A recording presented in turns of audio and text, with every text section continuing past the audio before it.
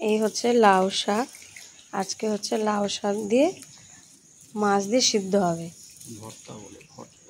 তা শাকটা এই যে এইভাবে ওর শিরগুলো ফেলে দিতে হবে। ছিঁড়ে গেল তো ওটা।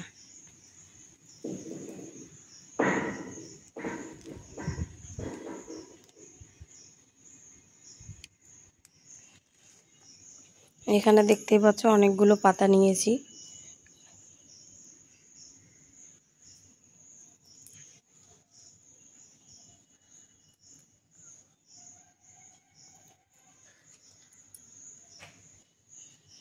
যে এইভাবে রান্না করতে হবে।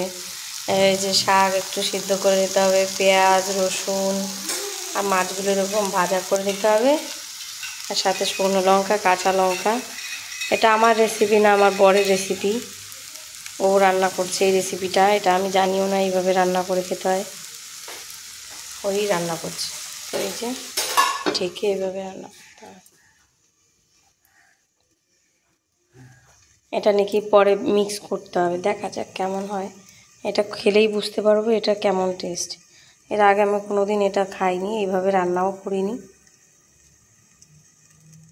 দেখো এই হচ্ছে মাংস রান্না হবে। এখানে মাংসটা এখানে পরিষ্কার করে নেওয়া হয়েছে। আর এই যে এটা হবে কমলি শাক, এটা হয়ে গেছে। এটা হবে এই মাছের মাথা দিয়ে রান্না হবে। আর এখানে মাংসের জন্য পেঁয়াজ কুচি রেখেছি। আর এই যে আলু, এটা মাংসতে দেব।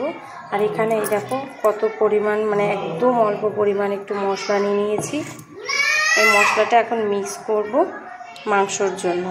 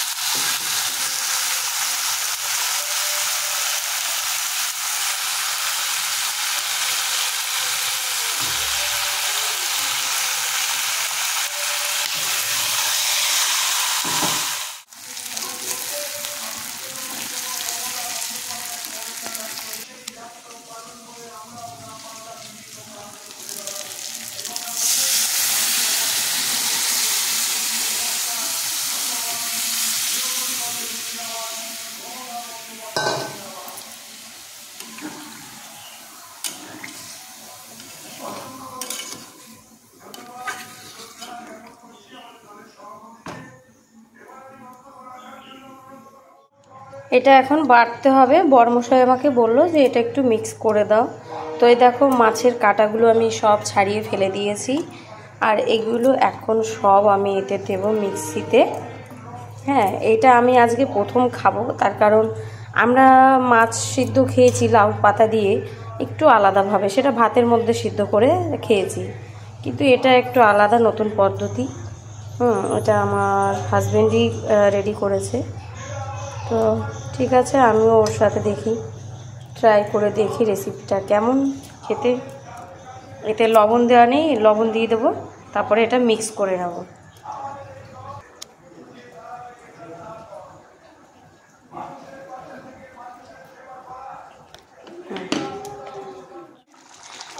মাংস আমার কমপ্লিট, গরম মশলাটা দিয়ে দিয়েছি। এখানে ভাতটাও কমপ্লিট, বাটাও হয়ে গেছে। আর এখন শুধু কমলি শাকটা রান্না করলে হয়ে যায়।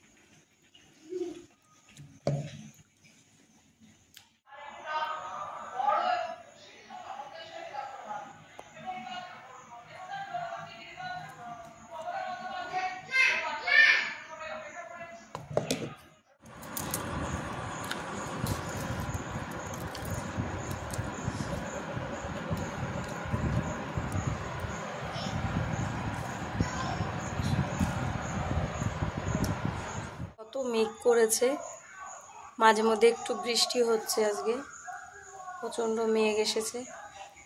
তো এই যে আমাদের খাওয়া দাওয়া সব কমপ্লিট। হয়ে গেছে, স্নান পুজো সারা। এখন হচ্ছে একটু রেস্ট নেওয়ার পালা। তো সবাই আমাদের ইউটিউবটা লাইক সাবস্ক্রাইব করে দিও, পাশে থেকো আমাদের ইউটিউবে। ও আমাদের পেজও রয়েছে শান্তিস ফ্যামিলি ব্লগ, সবাই পেজটাতে অবশ্যই ঘুরে এসো, ঠিক আছে? টাটা, সবাই ভালো থেকো, টাটা। প্রচণ্ড ঝড় বৃষ্টি এসে গেছে, তো দমকা হাওয়া আসছে, বৃষ্টি পড়া স্টার্ট করে দিয়েছে দেখো।